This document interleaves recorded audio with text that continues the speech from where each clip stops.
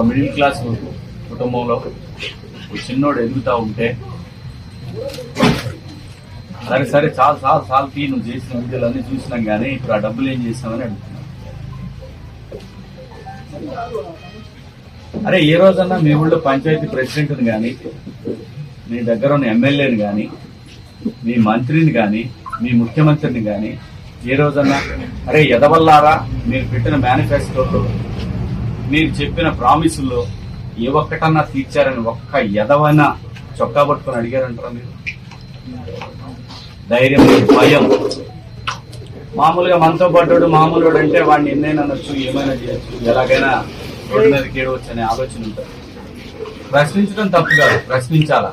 ఆ దమ్ము ముఖ్యమంత్రినైనా అడగాల, ఎమ్మెల్యేనైనా అడగాల, మంత్రిని అడిగి ఎవడు పీకేది ఏమి ఉండదు. న్యాయంగా మాట్లాడుకుంటే ప్రజలుగా మనం ఓటు కోసం